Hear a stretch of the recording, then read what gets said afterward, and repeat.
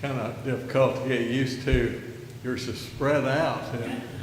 In the other classroom, everyone's kind of confined. So it would make class easier if we all kind of tried to get here in the center. I don't want to force you to move, but it would just make things a little better, I think, as we study. As you probably are aware, a good number of our congregation are kind of locked down in Oklahoma due to COVID. And so we're kind of improvising this morning on the classes since Ron is not here, or none of the elders are here. And most of the deacons are also in Oklahoma hunkering down because of the COVID that happened earlier in the week. Jerry called me yesterday afternoon about 4 o'clock and said they were kind of locked down. So we're trying to fill in this morning. In our class, in the other classroom, we're studying in 1 Peter, and we're in the chapter 3 of 1 Peter. And as Peter has finished chapter 2, he's been talking about our obligation.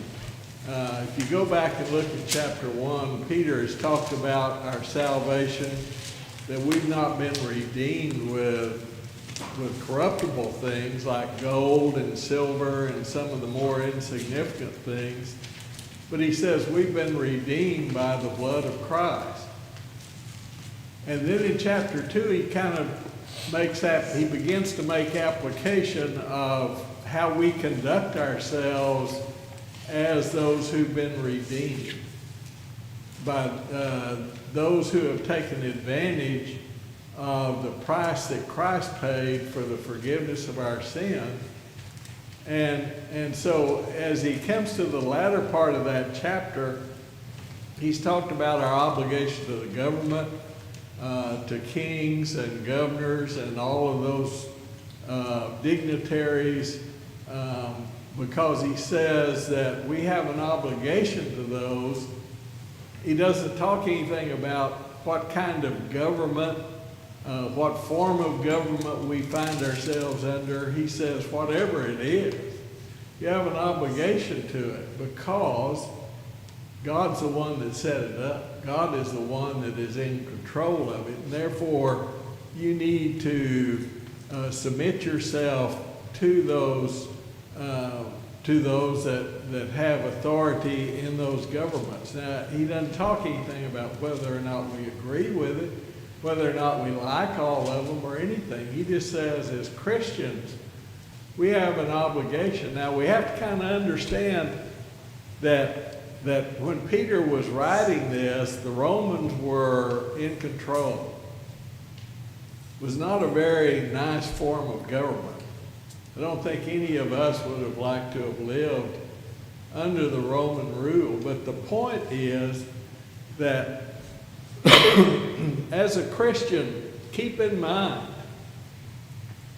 that most of the people Peter is writing to there are Gentiles. They came out of pagan backgrounds. They came out of an environment where that Jerry has talked extensively about in Wednesday night in our study of 1 Corinthians.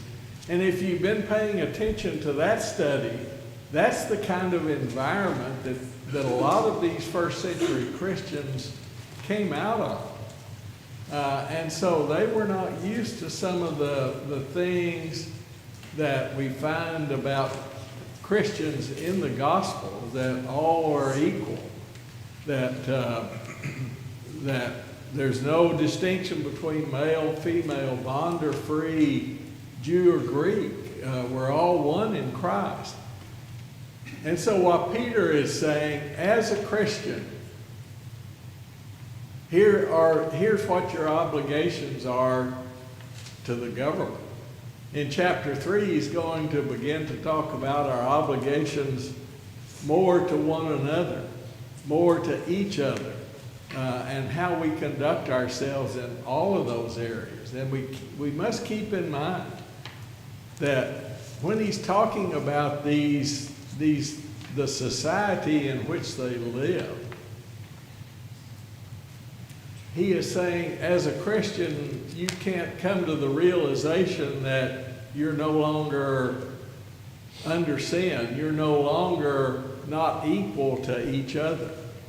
And therefore, if they had made a frontal attack on the government, upon any of these institutions, just think how detrimental that would have been to Christianity, to the cause of Christ, because all of those people would have looked at it and said, well, these people are just rebels. They're just insurrectionists. You know, that's kind of what has always interested me. And I used to do some sermons on people, just different individuals that we read about in scriptures. And it was always interesting to me when you look at the men that Christ chose as apostles. Have you ever asked yourself, why did he choose those guys? I mean, here were most of them were uneducated from the standpoint of the Jews at that point in time. They were most of them were just ordinary people, fishermen and those kind of people. And then there was a tax collector that the Jews hated because he collected taxes from them, and usually unlawfully, or he collected more than the Roman government required, and so he padded his own pockets with that. And then he chose what we would call today a terrorist. He hated the Romans. And so all of these people, you see the backgrounds they came from. And Peter is saying, it doesn't matter what background you came from. It doesn't matter anything now that you're a Christian. Here are your obligations. And so as we go into chapter 3, he begins to change subjects a little, and he begins to talk about the relationship between husband and wife. I told someone at the end of class last week, Peter stopped preaching, gone to meddling now when he talks about husband and wife relationships. And this week, as I was doing some looking at this, I got to thinking about Sharon and myself. The end of August, we celebrated our 60th wedding anniversary. And I think about when we first got married and wonder how she has survived for all this period of time with me. I was an only child. I am an only child. I was the only grandchild of my maternal grandparents, and they lived 8 miles from me, and so I was it. And my grandmother did everything for me. We'd have fried chicken. She'd save the pulley bone for me. No one else could eat the pulley bone. She would save it for me. Not long after Sharon and I were married, and the other thing is we moved 350 miles from family, anyone we knew. We came to Dallas in 1963, didn't know a soul. She was 18, I was 22. And so here we were. How do we survive this? Not long after we were married, her grandparents lived in Commerce. It's where her mother and dad had been raised. And her dad's grandmother, we were over there one Sunday afternoon visiting with her. And I said something to Sharon about getting me a glass of tea, and her grandmother looked at me and she said, "Son, is there anything wrong with your legs?" And I began to remember at that point in time what my obligations were in this relationship. And I know that I have a much different relationship, a much different understanding now than I did 60 years ago about what my responsibilities and obligations were in that marriage relationship. And that's what Peter begins to talk about here. In the first few verses, he talks about wives and their obedience, their dress, their simplicity in dress. And we will talk some more about that. And the true adorning of a woman in that relationship, what her objective is there. But then he also not only talks about the duties of the wife, but he talks about the duties of a husband. And he's going to make some statements here about a relationship based upon the responsibilities of the husband due to weaknesses of the wife. And then he talks about their mutual hope of heaven and how that plays into the relationship and the obligations. And the danger if we neglect some of these duties. How do we continue to maintain that marriage relationship as God would have us to maintain it if we neglect some of the duties we have as both husband and wife? And then he's going to talk more in that about our duties toward brethren and one another, just in our general relationship. So as he shifts now from talking about the relationship between servants and masters that he's talked about in chapter 2, because a good portion of the population were slaves or indentured people during that first century, either voluntarily or involuntarily. And he says, doesn't make any difference. You still have an obligation as a Christian to your master, to the one that you're indentured to. And he says, whether they're good or whether they're kind, he said, it doesn't make any difference. You still conduct yourselves in the proper way. We talked some about women, and I found some stuff about how women were looked at in non-Greek countries. In some of the pagan countries, especially before we see the influence of the gospel. And they were just considered as kind of on the same level as a slave. The Greeks, if they were in the Greek culture, their position was not quite so drastic, but they considered her holding a position that was just a little above that of a slave, but not as a full citizen. They were the mother of children, but they could not teach their children. They were qualified to receive orders, but they could not give orders. And so as you look at what Peter says and you think, you look at what society says if they read Ephesians 5 now about husbands and wives, and they get all upset about that. Think what the position of a woman would have been in the first century if you were in one of those cultures where you were just considered kind of worthless. And Peter is going to talk here about, as a Christian husband, how do I look at my wife? How do I value my wife? How do I deal with my wife in the way that God is pleased?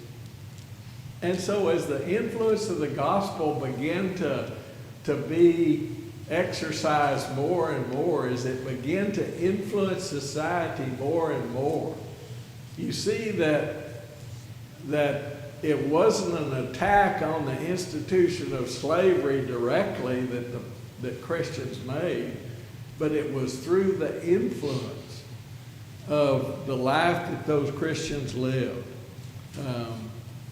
And so let's look at verse 1 then of 1 Peter, the 3rd chapter.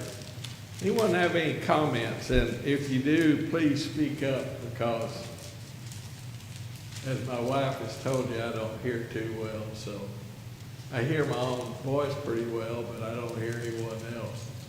But anyway, let's look at chapter 3, verse 1. Likewise, you wives, be submissive to your own husbands, that even if some do not obey the word, they without a word may be by the conduct of your wives.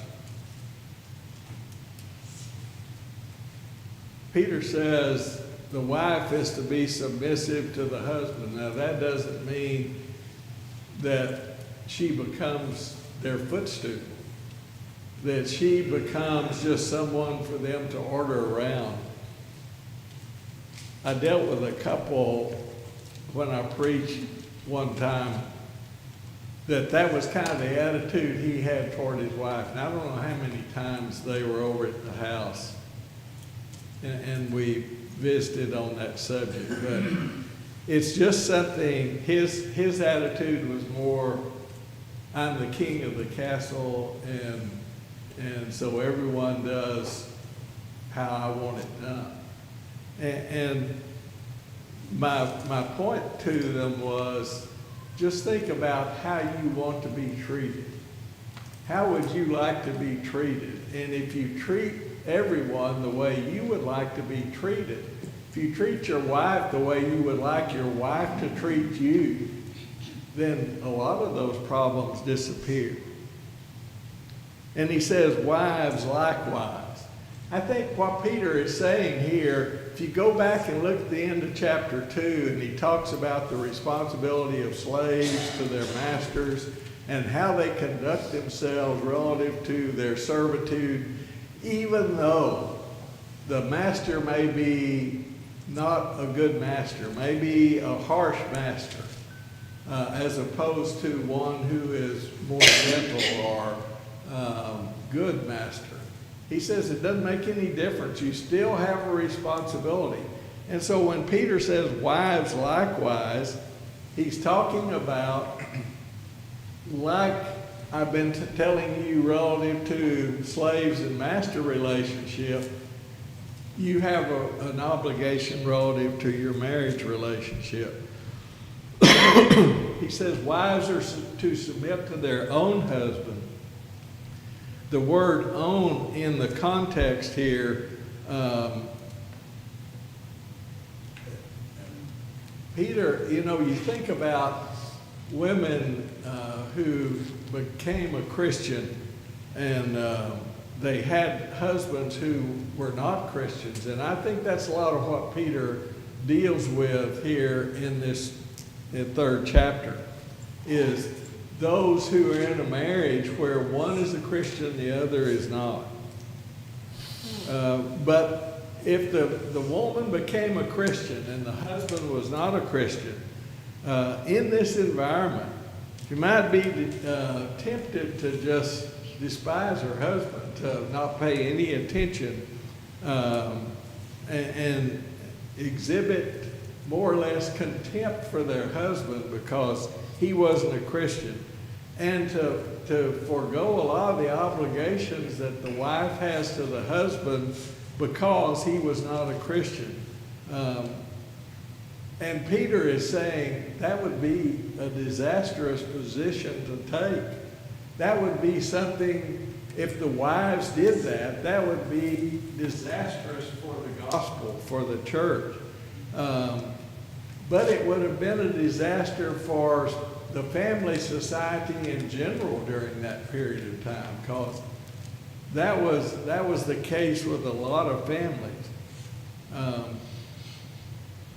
In some cases, both the husband and wife would have obeyed the gospel, but in many of the cases that was not true. And so go back and look at what he says in that first verse about obedience to gospel. If some do not obey the word, talking about the gospel here, some don't obey the word of the gospel. Maybe the wife did, perhaps the husband didn't. But notice what he goes on to say. They without a word may be won by the conduct of their wives.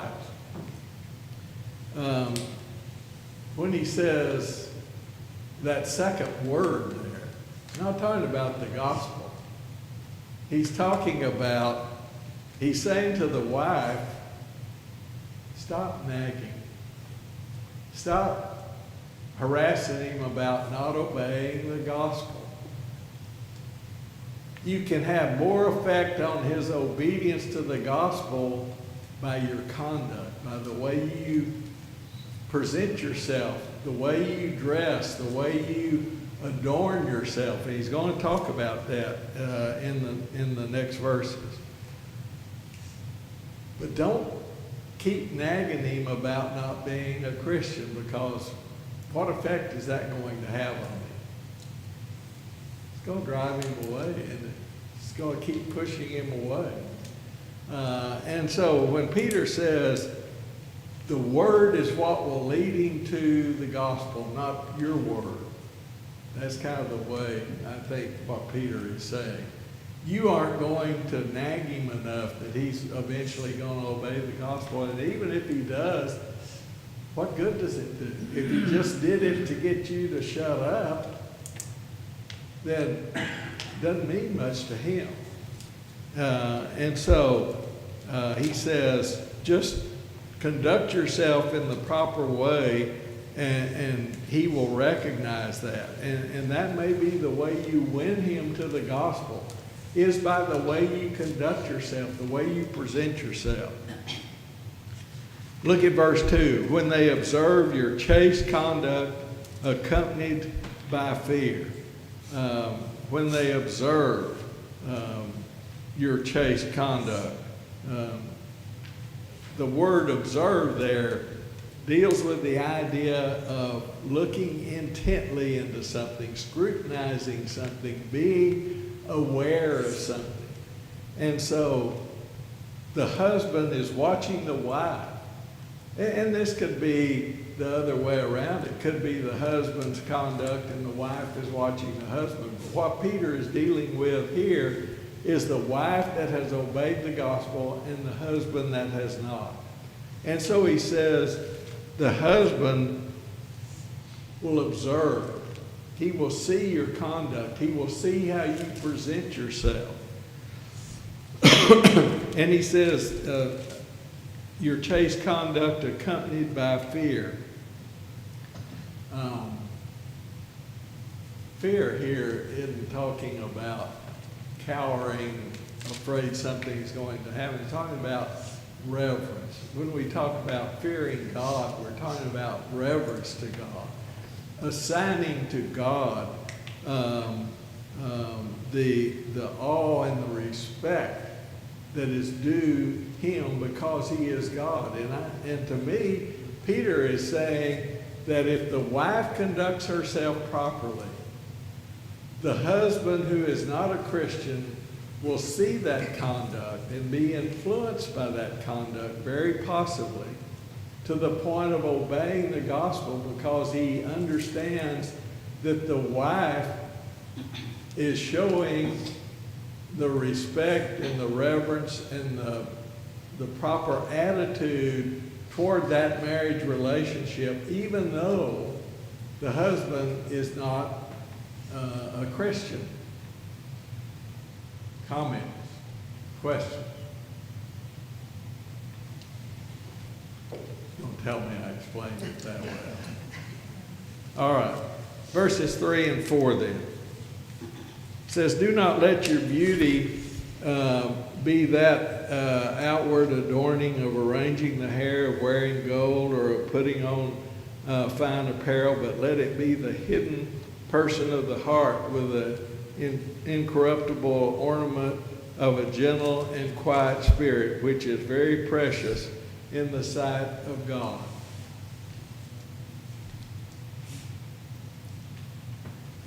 what Peter says here is obviously very closely related to what he's just said in verse 2 about her conduct and relationship with her husband. And he says that, I think he's making a contrast here between what a harlot would wear in that time. The braiding of the hair, the wearing of gold, and those kind of things.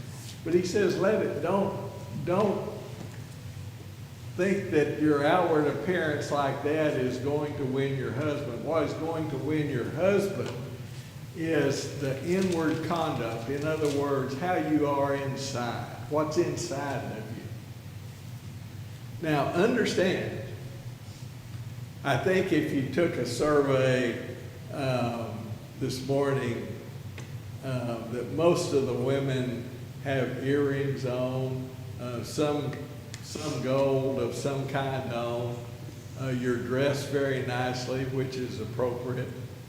Peter is not legislating here against making yourself look good outwardly. That's not what he's talking about. He's just saying that there were those in society during that period of time that dressed in a way that communicated what they were about. Go read Proverbs and what the wise man has to say about how women adorn themselves in order to lure men into their homes. And Peter is saying, don't conduct yourself outwardly like society does, but let your husband see what's on the inside. Don't depend on just what's on the outside. Let him see what's on the inside. And so he says, for in this manner, in verse 5, in former times the holy women who trusted in God also adorned themselves, being submissive to their own husbands. See, he says, they adorned themselves. They didn't go around looking shabby outwardly. They adorned themselves outwardly, but more importantly, they adorned themselves inwardly. They conducted themselves in a way that demonstrated the inward part of them, how they were inside, rather than just on the outside. The hidden person of the heart, or the inner man. You know, Paul talks in a lot of his writings about putting off the old man, putting on the new man. Wish I could do that outwardly, but I can't. Paul is not talking about outwardly, he's talking about inwardly. Look at Romans, the 6th chapter, when he's talking about baptism there in verses 1, 2, and 3, and 4. And he says, raised to walk in newness of life. And so we change. In Romans 6, he begins, shall we continue in sin that grace may abound? Certainly not. Chapter 5, he's talked about all of the grace that God has to take care of sin.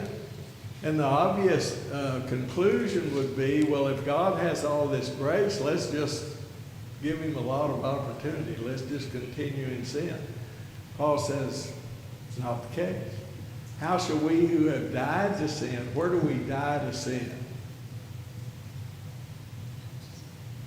It's a question. Baptism. And he says, we were buried with Christ into his death, that just as Christ was raised from the dead by the glory of the Father, so also we to walk in newness of life. We're raised to walk a new man. We put off the old man. We don't put off the old man physically. We put off the old man inwardly. We put off all of the things that we practiced before becoming a child of God. And we strive to not continue to conduct ourselves in that way. In 1 John 2, beginning in verse 1, John writes there, "My little children, I write these things that you," what? "Might not sin."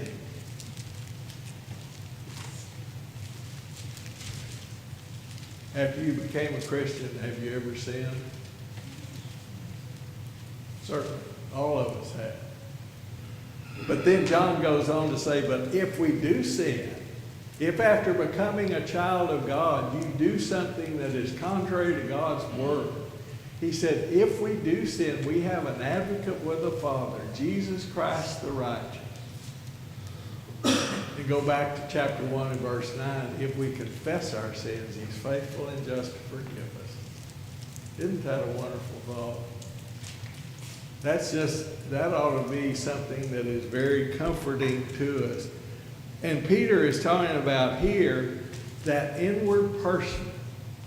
How do we conduct ourselves in that marriage relationship? He talks about a gentle and quiet spirit.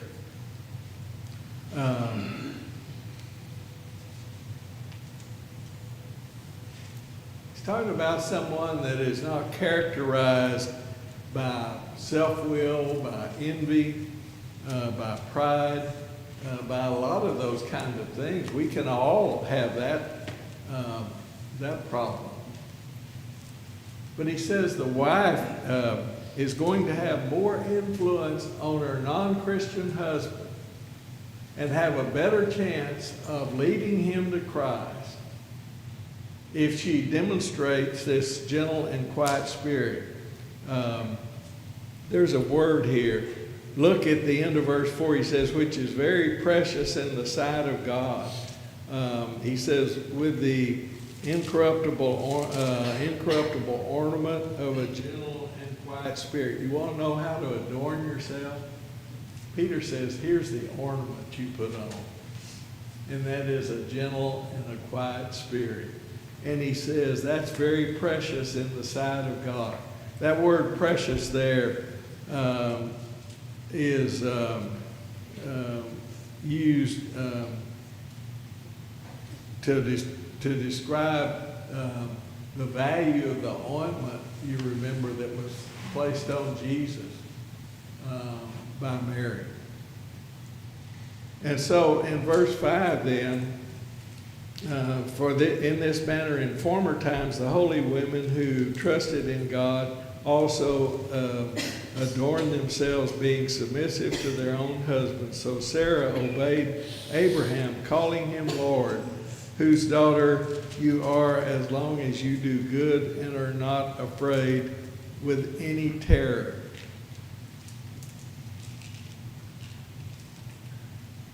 That kind of hits close to home, doesn't it? Talks about Sarah calling Abraham Lord. But what we have to understand is this is not saying that Sarah just considered herself of no value. She understood the relationship between the husband and wife. And she recognized it's a way of describing the recognition of the responsibility in that relationship. She revealed an attitude of submitting to her husband, Abraham, just as Paul talks about in Ephesians, the 5th chapter, and as Peter talks about here. She recognized that Abraham was the spiritual leader of the family, and that she, in that regard, she had an obligation to submit to him. And so Peter is saying by adorning, talking to the women here, he says by adorning yourself as Sarah adorned herself, then you become a daughter of Sarah. In other words, you become a child of Sarah, because the child mimics the the characteristics of their parents. Just like when Jesus talked about the Pharisees being, that Satan was their father, because they conducted themselves in the way that Satan conducted himself. They did those things that demonstrated they were the offspring of Satan. And he says then, if you do good and are not afraid with any terror. This is not the same thing that he was talking about earlier when he says with fear. That's more of a reverence and an awe attitude. Here he's saying, don't have terror. Sarah earned her right to be regarded as the mother of women who conducted themselves the way Sarah conducted herself. And the terror that he talks about here is kind of it's a fear that you kind of cower in the corner afraid of something the husband might do. And so it seems to me there's two extremes here. One extreme is they just totally rebel against their husband because now they're a Christian, he is not. The other extreme he talks about this afraid with any terror here is going to the other extreme where they just are his doormat. And they're just always afraid of something he is going to do to them.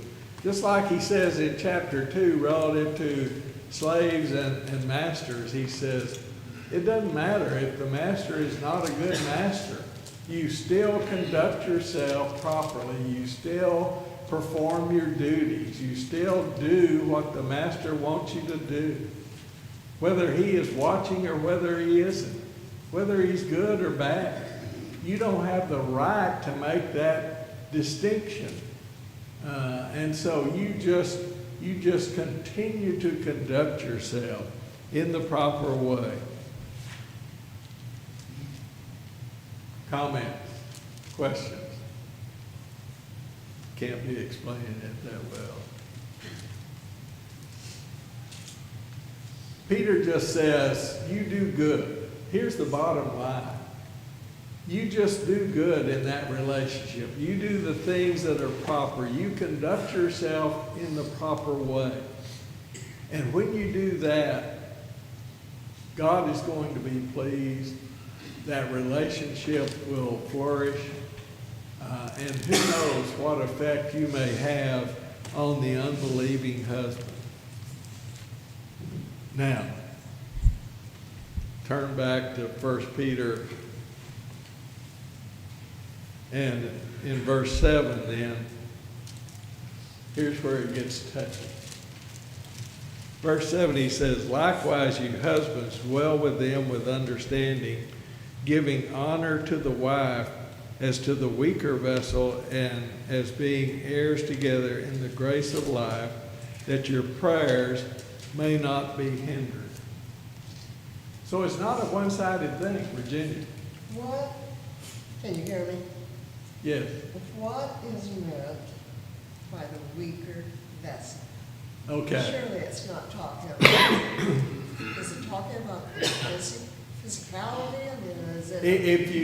If you look at the word that is translated weaker here, it deals with physical aspects.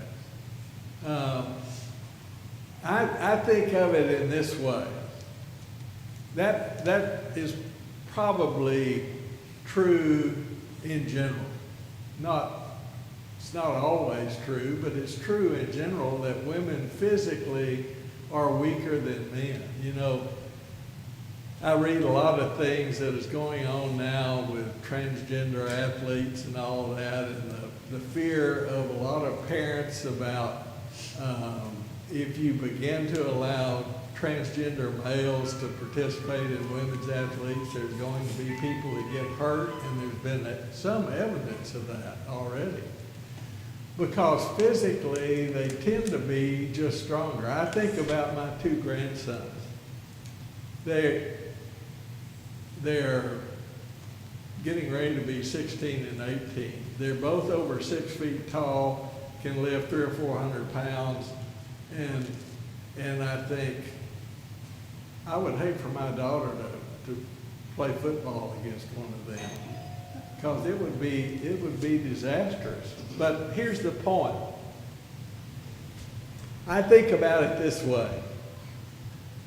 You have any fine crystal? Does anyone have any fine crystal?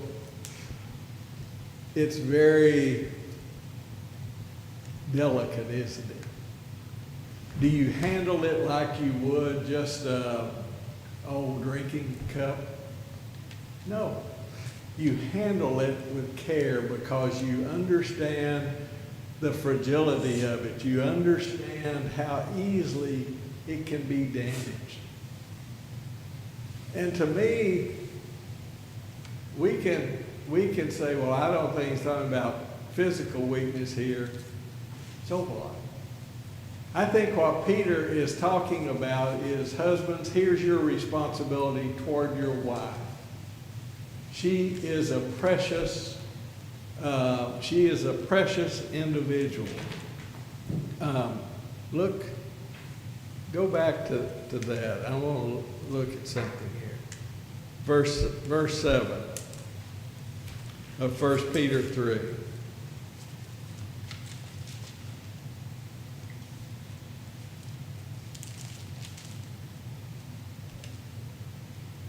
And that wasn't what I was thinking about. But he says, giving honor to the wife. How do you give honor to your wife? By the way you treat her. By the way you treat her? Yes. Yes. And that's what I was saying in the beginning. I look back when we were first married, and I think, I'm so thankful that she was willing to just hang in there and stay with me over these years till I learned, with some difficulty at times, my responsibility of how I was to treat her. And I think she will admit that I've changed a lot in 60 years relative to how I treat her. Never was ugly to her, abusive to her, but it goes beyond that. It goes beyond that. It's how we conduct ourselves, what we think of our wife.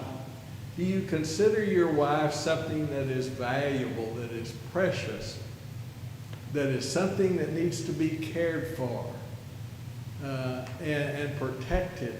That's what Peter is saying about the responsibility of a husband here, and what his obligation is toward that wife, how he is to conduct himself. Wives have a responsibility in that relationship, so do husbands. So do husbands. They may be a different responsibility, they may be a different way of conducting themselves, they still have that responsibility. And Peter says that's how you go about the word dwell. Is talking about kind of a domestic association here, that you dwell with them, that you live in that relationship with understanding. Know what the marriage relationship is about.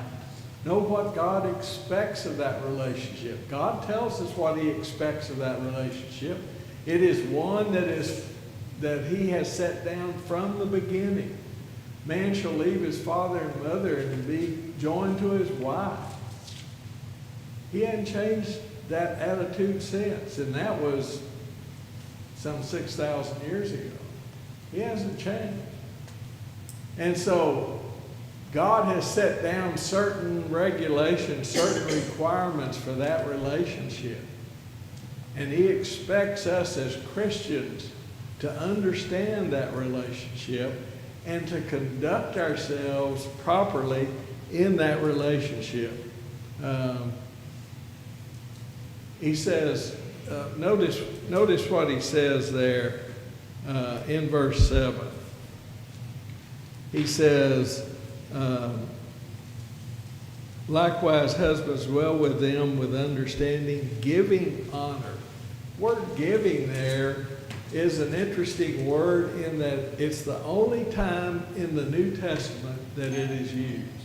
Not used anywhere else, but it carries the idea to assign to a portion to them their proper place and understand what their relationship in that marriage relationship is, what their responsibilities are in that marriage relationship. All right, we're out of time.